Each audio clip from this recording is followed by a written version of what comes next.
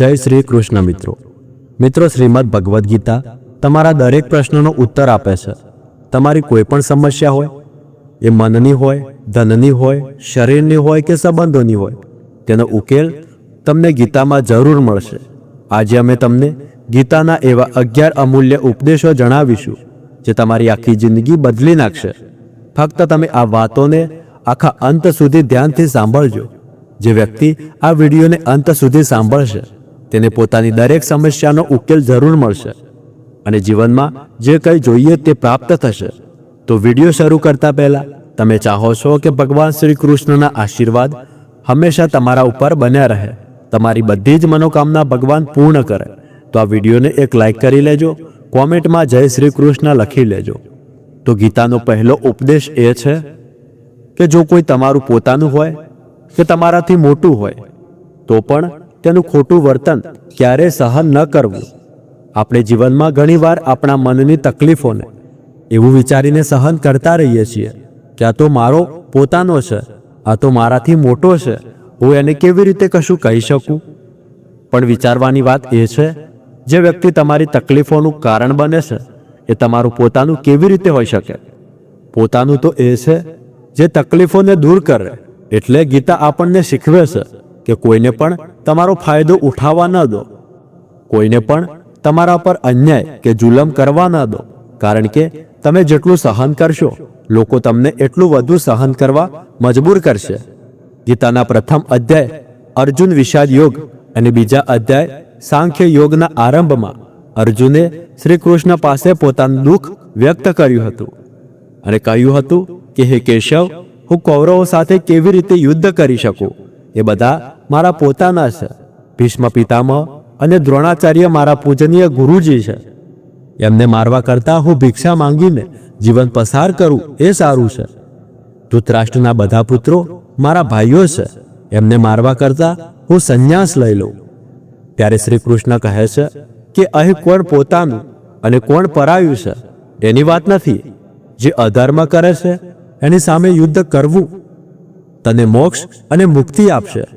તું મનનો આ મોહ છોડ, નહીતર આખું જગત તારી નિંદા કરશે, તને કાયર કહેશે। વાત પોતાના કે પરાયા હોવાની નથી, વાત ધર્મ અને અધર્મની છે, વાત સાચા અને ખોટાની છે। જો તું ખોટું સહન કરીશ અને તેનો અંત નહીં કરે તો ખોટું કરનારો વધુ શક્તિશાળી બનશે અને એ વધુ ખોટું કરતો જશે। એટલે મોહ છોડીને તારે યુદ્ધ કરવું જ પડશે। મહાભારતની બીજી એક ઘટના છે, જ્યારે અર્જુનનો પુત્ર અભિમન્યુ યુદ્ધમાં મરે છે ત્યારે અર્જુન ખૂબ દુઃખી થઈ જાય છે। તે રડવા લાગે છે અને કૃષ્ણને કહે છે કે મારો પુત્ર અભિમન્યુ મરી ગયો, હું આ દુઃખ સહન કરી શકતો નથી, હું પોતે પણ જીવનનો અંત કરી દઈશ। ત્યારે ભગવાન કૃષ્ણ અર્જુનને આત્માઓના લોકમાં લઈને ગયા।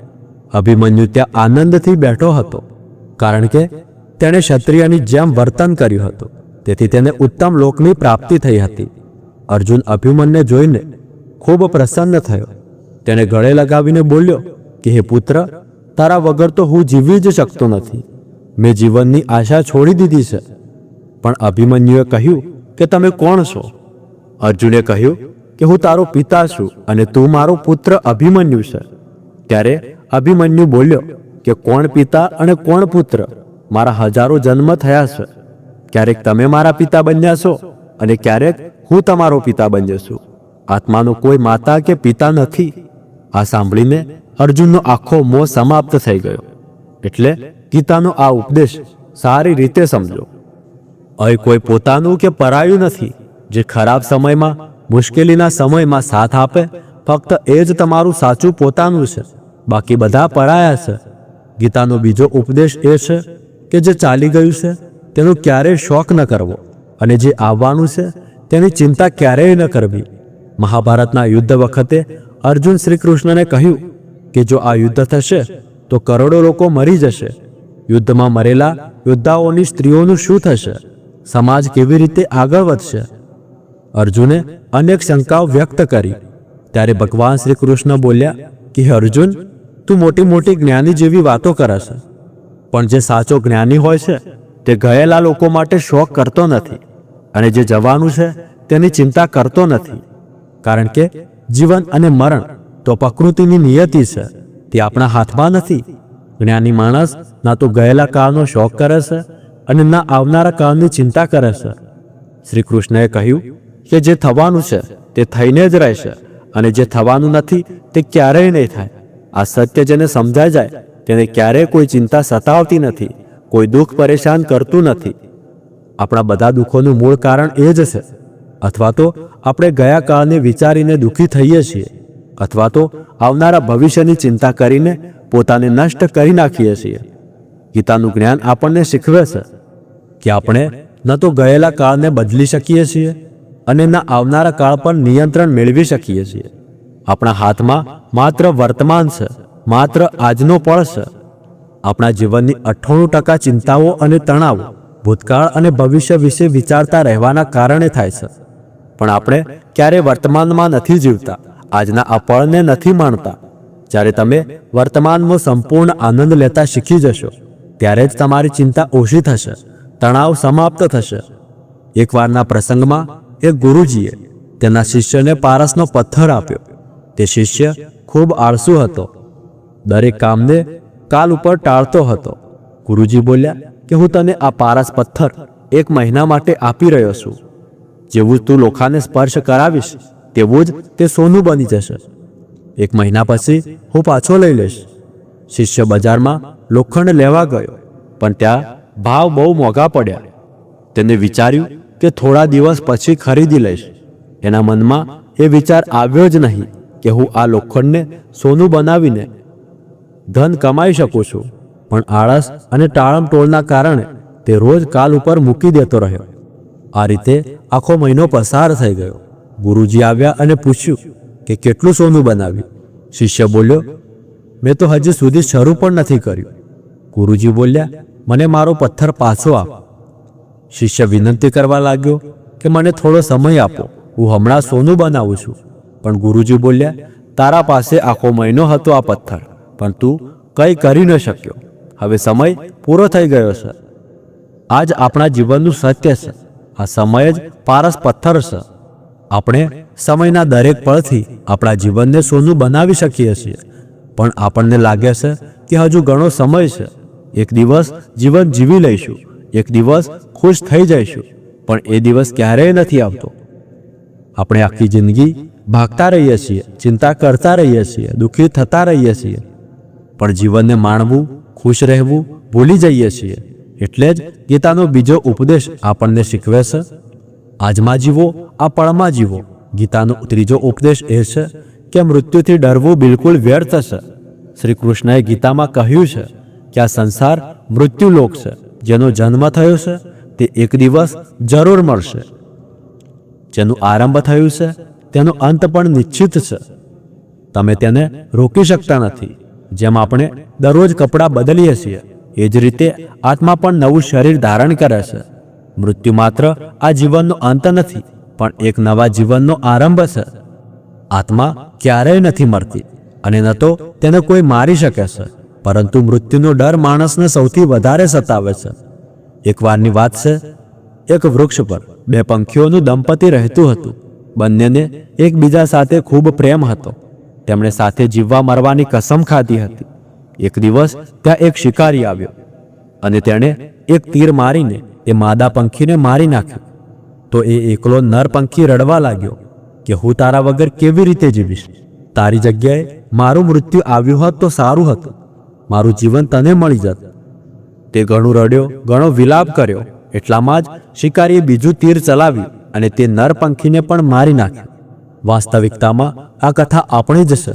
આપણે પણ રડીએ છીએ જ્યારે કોઈ મરે, પણ સત્ય એ છે કે એક દિવસ આપણું પણ અંત આવશે. આપણે પણ એ જ મૃત્યુના વૃક્ષ પર બેઠા છીએ, પણ શરીરનું મટવું આપણો અંત નથી.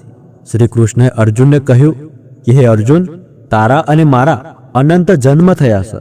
તને યાદ નથી, પણ મને બધું જ યાદ છે. જે વ્યક્તિ આ સત્ય સમજી લે છે કે હું અહીં આ સંસારમાં થોડા સમય માટે આવ્યો છું, તેના જીવનના બધા ઝઘડા, બધા દુઃખ, બધી ચિંતાઓ સમાપ્ત થઈ જાય છે. એ વખતના સમયમાં સાધુ મહાત્માઓ પગપાળા યાત્રા કરતા હતા. યાત્રા કરતા કરતા એક મહાત્મા એક નગરમાં આવ્યા. ખૂબ થાકી ગયા હતા.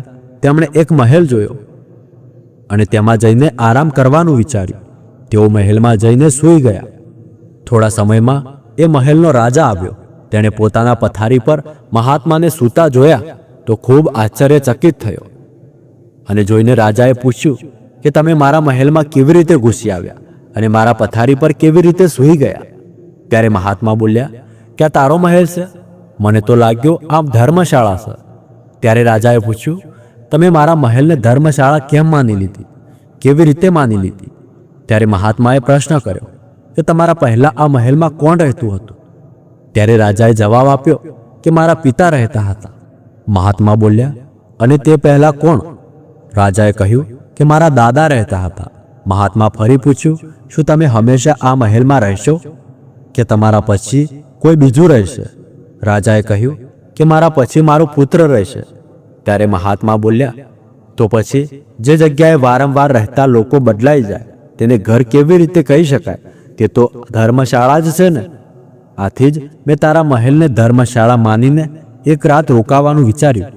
ધર્મશાળા જગકો જીવન, બધા જ મહેમાન છે. મોહ કંઈ ના કરજો, બધું સ્વપ્ન સમાન છે. જો આપણે આ વાત સમજી લઈએ કે આપણે અહીં થોડા સમય માટે આવ્યા છીએ, આનંદ કરવા માટે આવ્યા છીએ, ખુશ રહેવા માટે આવ્યા છીએ, તો આપણા બધા દુઃખ સમાપ્ત થઈ જાય. પણ જ્યારે આપણે મોહ બાંધી લઈએ છીએ, આ મારું છે, હું તેને છોડવાનો નથી, હું તેને છોડી શકતો નથી, તેના વગર હું જીવી શકતો નથી, ત્યારે આપણું જીવન દુઃખોથી ભરાઈ જાય છે. આથી જીવનમાં મૃત્યુનો ભય છોડીને જીવનનો દરેક પળ આનંદથી જીવવો જોઈએ. ગીતાનો ચોથો ઉપદેશ એ છે કે મન અને વિચારોને કંટ્રોલ કર્યા વિના જીવનમાં ક્યારેય શાંતિ અને સુકૂન મળવાના જ નથી. અર્જુને શ્રી કૃષ્ણને કહ્યું કે મારું મન સાચું ખોટું બધું જાણે છે, છતાંય મારા વિચારો અને મારું મન મારા કાબૂમાં નથી આવતું. હું જે કરવા ઈચ્છું છું તે કરી શકતો નથી અને જે કરવું નથી ઈચ્છતો તે જ મારું મન મને જબરજસ્તી કરાવે છે. આથી હું ખૂબ બેચેન થઈ ગયો છું, મને શાંતિ મળતી નથી. ત્યારે શ્રી કૃષ્ણએ અર્જુનને કહ્યું કે તે માટે તારે તારા મન અને વિચારોથી ડિટેચ થવું પડશે અને તારા મન અને વિચારોને સાચી દિશામાં લઈ જવાની પ્રેક્ટિસ કરવી પડશે. આ એક દિવસનું કામ નથી. જ્યાં સુધી તું તારા મન અને વિચારોની ગુલામી છોડીશ નહીં ત્યાં સુધી તારા જીવનમાં ક્યારેય શાંતિ નહીં મળે. એકવારની વાત છે, એક રાજા ખૂબ બેચેન અને પરેશાન રહેતો હતો. એક દિવસ તે પોતાના ગુરુજી પાસે ગયો અને બોલ્યો કે મારું મન ખૂબ બેચેન છે, હું ખૂબ પરેશાન છું. મેં આખો સંસાર જીતી લીધો છે, બધું જ છે મારી પાસે, પણ હું ખુશ નથી. મને મનમાં સુકૂન નથી, શાંતિ નથી. ગુરુજીએ રાજાને કહ્યું કે તમારા નગરમાં જો કોઈ એવો વ્યક્તિ હોય જેને શાંતિ મળી ગયું હોય, સુકૂન મળી ગયું હોય, તો તમે એ માણસનો એકવાર કુર્તો પહેરી લેજો, તો તમારા જીવનમાં પણ શાંતિ આવી જશે. રાજા ખૂબ પ્રસન્ન થઈ ગયો. આ તો બહુ સહેલું કામ છે. એ પોતાના રાજમહેલમાં આવ્યો અને રાજસભામાં જાહેરાત કરી કે તમે લોકોમાં જે કોઈ શાંત થઈ ગયો હોય, જેને સુકૂન મળી ગયું હોય, એ મને પોતાનો કુર્તો આપી દે. તેના બદલે તે જેટલું ધન માંગશે તેટલું હું આપીશ. બધા લોકો એકબીજાનો ચહેરો જોતા રહ્યા. પૈસાની લાલચ આવી, પણ બધાને એકબીજાની સચ્ચાઈ ખબર હતી, કારણ કે કોઈની જિંદગીમાં શાંતિ અને સુકૂન નહોતું. બધાએ માથું ઝુકાવી દીધું. પછી રાજાએ આખા નગરમાં ઢોલ પીટાવી દીધો કે જેને શાંતિ મળી ગઈ હોય, સુકૂન મળી ગયું હોય, તે મારી પાસે આવી પોતાનો કુર્તો આપી દે અને બદલામાં જેટલું માગશે તેટલું ધન આપીશ. પણ એક પણ એવો વ્યક્તિ ન મળ્યો જેને શાંતિ મળી ગઈ હોય. વાસ્તવિકતા તો એ છે કે જ્યારે કોઈ મરે છે ત્યારે જ આપણે કહીએ છીએ કે ફલાણા વ્યક્તિ આજે શાંત થઈ ગયા. ક્યારેય જીવતા મનુષ્ય વિશે સાંભળ્યું નથી કે એક જીવતો માણસ શાંત થઈ ગયો છે. રાજાના સૈનિકો આખા શહેરમાં શોધ કરતા રહ્યા. પછી તેમને એક વૃક્ષ નીચે એક મહાત્મા તપસ્યા કરતા દેખાયા. તેમના ચહેરા પર શાંતિ હતી, સુકૂન હતો. સૈનિકોએ મહાત્માને પૂછ્યું કે શું તમે શાંતિ મેળવી લીધી છે? શું તમને સુકૂન મળી ગયું છે? ત્યારે મહાત્માએ કહ્યું કે હું સંપૂર્ણ શાંત છું. સૈનિકોએ તેમને રાજા પાસે લઈ ગયા. રાજાએ પૂછ્યું કે શું તમને શાંતિ અને સુકૂન મળી ગયા છે? મહાત્મા બોલ્યા કે મહારાજ, હું સંપૂર્ણ શાંત છું. મને કોઈ ચિંતા નથી, મને કોઈ લાલચ નથી, મને કોઈ ઈચ્છા નથી. રાજા ખૂબ પ્રસન્ન થઈ ગયા કે આખરે એ વ્યક્તિ મળી ગયો જેને શાંતિ મળી ગઈ છે. રાજાએ કહ્યું કે હે મહાત્મા, કૃપા કરીને તમારો કુર્તો મને આપી દો, બદલામાં જે માંગશો તે હું આપીશ. મહાત્મા બોલ્યા કે મહારાજ, શાંતિ અને સુકૂન તો મને મળી ગયા છે, પણ શું કરું, મારી પાસે તો કુર્તો જ નથી પહેરવા માટે જે હું તમને આપી શકું. રાજાએ આ વાત સાંભળી તો વિચારમાં પડી ગયો કે આ મહાત્મા પાસે તો કુર્તો પણ નથી, છતાંય આટલો શાંત છે અને તેના જીવનમાં સુકૂન છે. હું આખી જિંદગી ધન એકઠું કરવામાં લાગ્યો, દુનિયા જીતવામાં લાગ્યો, પણ મને શાંતિ ન મળી, સુકૂન ન મળ્યો. કારણ કે શાંતિ અને સુકૂન બહારની વસ્તુ નથી, તે આપણા અંદરની વસ્તુ છે. ગીતાનો ઉપદેશ આપણને એ જ શીખવે છે કે જીવનમાં શાંતિ જોઈએ તો મનને શાંત કરતા શીખો. ગીતાનો 5મો ઉપદેશ એ છે કે વાસના, ક્રોધ અને લોભ સર્વનાશના કારણ છે, નર્કના દ્વાર છે. જે મનુષ્યમાં આ 3 અવગુણો હોય છે તે હંમેશા બીજાને દુઃખ પહોંચાડી પોતાના સુખ અને સ્વાર્થની પૂર્તિ કરતો રહે છે. કોઈ પણ વસ્તુની હદથી વધારે વાસના કરવી, ક્રોધી સ્વભાવ રાખવો અને મનમાં લોભ રાખવો, આ 3 તેના જીવનના સુખને સમાપ્ત કરી દેશે અને તેના બધા સંબંધોમાં ઝેર ભરી દેશે. તેમને નર્કના દ્વાર એટલા માટે કહેવામાં આવે છે કારણ કે જે મનુષ્યમાં અત્યંત ક્રોધ છે, લોભ છે, વાસના છે, તેનું આખું જીવન ઝેરથી ભરાઈ જાય છે. તેને મર્યા પછી નહીં, પરંતુ જીવતા જ અહીં નર્કના અનુભવ થવા માંડે છે. ગીતાનો 6થો ઉપદેશ એ છે કે બધા ભગવાન એક જ છે, કોઈ નાનો મોટો નથી. બધા એક પરબ્રહ્મ પરમાત્માના જુદા જુદા રૂપ અને નામ છે.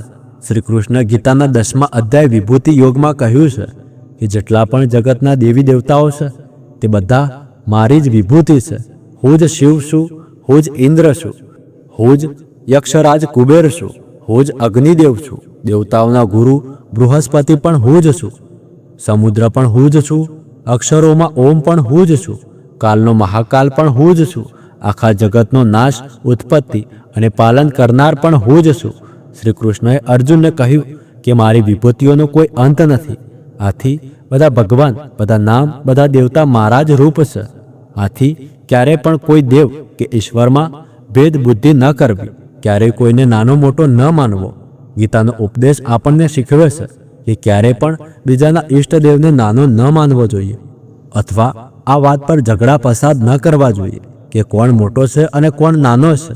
ગીતાનો 7મો ઉપદેશ એ છે કે સુખની ઈચ્છા જ અંતે આપણા દુઃખનું કારણ બની જાય છે. શ્રી કૃષ્ણે અર્જુનને કહ્યું કે મનુષ્ય જેટલું સુખની લાલસા અને ઈચ્છા કરે છે એટલું જ તેની ઇન્દ્રિયો સુખભોગમાં આસક્ત થઈ જાય છે, એટલું જ તેનું મન સંસારના સુખ અને આકર્ષણનો ગુલામ બની જાય છે. અને મનુષ્ય જેટલો સુખના પાછળ દોડશે એટલો જ તેને દુઃખના અનુભવમાંથી પણ પસાર થવું પડશે. કારણ કે આ તો સંસારનો નિયમ જ છે. જે વસ્તુઓ શરૂઆતમાં મનને ખૂબ આકર્ષિત કરે છે અને પછી ઘણું દુઃખ આપે છે, અને જે વસ્તુઓ શરૂઆતમાં મુશ્કેલ લાગે છે, કઠિન લાગે છે, પછી આપણને ખૂબ કામ આવે છે. ગીતાનો 8મો ઉપદેશ એ છે કે જે મનુષ્ય દુનિયાના બધા સહારા છોડી ફક્ત ભગવાનને જ પોતાનો સહારો માને છે, તેની દરેક જરૂરિયાત ભગવાન પૂરી કરે છે અને તેની દરેક રીતે રક્ષા કરે છે. જે મનુષ્ય ફક્ત મને જ પોતાનો સહારો માને છે તેનું યોગક્ષેમ હું વહન કરું છું. યોગ એટલે જે વસ્તુ નથી મળી તેની પ્રાપ્તિ કરાવી, ક્ષેમ એટલે જે વસ્તુ મળી છે તેની રક્ષા કરવી. શ્રી કૃષ્ણ કહે છે જે મારા પર નિર્ભય થઈ જાય છે તેને જે જોઈએ તે હું જરૂર આપું છું અને તેની દરેક રીતે હું રક્ષા પણ કરું છું. ગીતાનો 9મો ઉપદેશ એ છે કે આ સંસારમાં આપણું કશું જ નથી. ગીતા સારમાં તમે ઘણીવાર સાંભળ્યું હશે કે તું શું લઈને આવ્યો હતો તે ગુમાવી બેઠો, તું શું ઉત્પન્ન કર્યું હતું જે નષ્ટ થઈ ગયું, તું શું લઈને આવ્યો હતો જે તું રડી રહ્યો છે, તું જે લીધું છે તે અહીંથી લીધું છે, તું જે આપ્યું છે એ અહીંથી જ આપ્યું છે. આજે જે તારું છે કાલે કોઈ બીજાનું થશે, કારણ કે પરિવર્તન આ સંસારનો નિયમ છે. કાલ સુધી જેના વગર તમે જીવી શકતા નહોતા, આજે તેમની સાથે કોઈ સંબંધ જ નથી, વાતચીત સુધી નથી. ક્યાં ગયા એ જીવનભરના બધા સંબંધો, ક્યાં ગયા એ બધા મિત્રો જે જીવનભર સાથે જીવવા મરવાની વાતો કરતા હતા. આ સંસાર પરિવર્તનશીલ છે. અહીં બધા લોકો બદલાઈ જાય છે, દરેક સંબંધ બદલાઈ જાય છે. એ તો એ પણ આપણું શરીર પણ રોજ બદલાઈ રહ્યું છે. બાળપણથી યુવાની, યુવાનીથી વૃદ્ધાવસ્થા, અને એક દિવસ આ શરીર આપણો સાથ છોડી દેશે. તો પછી કોના માટે રડવું અને કોના માટે ચિંતા કરવી? આપણે આખી જિંદગી વસ્તુઓને, સંબંધોને, જીવનને બનાવવા, શણગારવામાં, સવારવામાં લાગી રહ્યા છીએ, પરંતુ એક દિવસ બધું જ વિખરાઈ જાય છે. આખી જિંદગી જે સંપત્તિ અને સંબંધો માટે આપણે લડતા રહીએ છીએ, એક દિવસ બધું છોડી આ દુનિયા છોડીને જવું પડે છે. ગીતાનો 10મો ઉપદેશ આપણને શીખવે છે કે કોઈ પ્રત્યે પણ હદથી વધારે મોહ ક્યારેય ન કરવો. શ્રી કૃષ્ણએ ગીતાનું સમગ્ર જ્ઞાન જ અર્જુનનો મોહ નષ્ટ કરવા માટે આપ્યું હતું. આ મોહ જ છે જે મનુષ્યને સૌથી વધારે રડાવે છે. મોહ એટલો શક્તિશાળી છે કે સિંહ જેવા માણસને પણ શિયાળ બનાવી દે છે. અર્જુન દેવતાઓને પણ યુદ્ધમાં જીતી ગયો હતો, પરંતુ પોતાના સંબંધોને યુદ્ધમાં જોઈને તેનો હાથ કાંપવા માંડ્યા. તે બોલ્યો કે હે કેશવ, મારા હાથમાં ધનુષ પકડી રાખવાની શક્તિ નથી રહી. મારા હાથ કાંપી રહ્યા છે, હું યુદ્ધ કરી શકીશ નહીં. આ મોહ એટલો પીડાદાયક હોય છે કે એની પીડા સહન ન કરી શકવાના કારણે ઘણા લોકો પોતાનું જીવન સમાપ્ત કરી દેશે, આત્મહત્યા કરી લેશે કે આ વ્યક્તિ વગર હું જીવી શકીશ નહીં. જીવનમાં જો કોઈ પ્રત્યે હદથી વધારે મોહ રાખશો તો તમારી આખી જિંદગી પીડાનો જ સામનો કરવો પડશે. જે વ્યક્તિ પોતાના મોહમાંથી બહાર નથી નીકળતો, તેનું બધું તેની પાસેથી છીનવાઈ જાય છે, તેની બધી ખુશી ખતમ થઈ જાય છે. આથી જ ગીતાનું જ્ઞાન વારંવાર એ જ શીખવે છે કે તમારા મનના મોહને ત્યાગીને તું બળવાન બન, બુદ્ધિમાન બન, સત્યના દર્શન કર કે હકીકત શું છે. કારણ કે આપણો મોહ આપણને હંમેશા ખોટું જ બતાવે છે, ખોટા પર વિશ્વાસ કરાવે છે, દિલમાં ખોટી આશાઓ જગાવે છે, અને આ જ આપણા દુઃખોનું સૌથી મોટું કારણ છે. આપણે જ મોહ કરી બેસીએ છીએ, આપણે જ લોકો પાસેથી અપેક્ષાઓ રાખી બેસીએ છીએ, પરંતુ વાસ્તવિકતા બિલકુલ જુદી હોય છે. લોકો એવા નથી જેવા આપણે માનીએ છીએ, જેમ આપણે સમજીએ છીએ, કારણ કે મોહના કારણે આપણને સત્ય દેખાતું નથી, લોકોનો સાચો ચહેરો દેખાતો નથી. આથી જ ગીતાનો ઉપદેશ આપણને શીખવે છે કે જીવનમાં જો આનંદ અને પ્રસન્નતાથી રહેવું હોય તો કોઈ પ્રત્યે પણ હદથી વધારે મોહ ક્યારેય ન કરવો. ગીતાનો 11મો ઉપદેશ એ છે કે આ દુનિયામાં જો આવ્યા છો તો દુઃખ તો મળશે જ મળશે.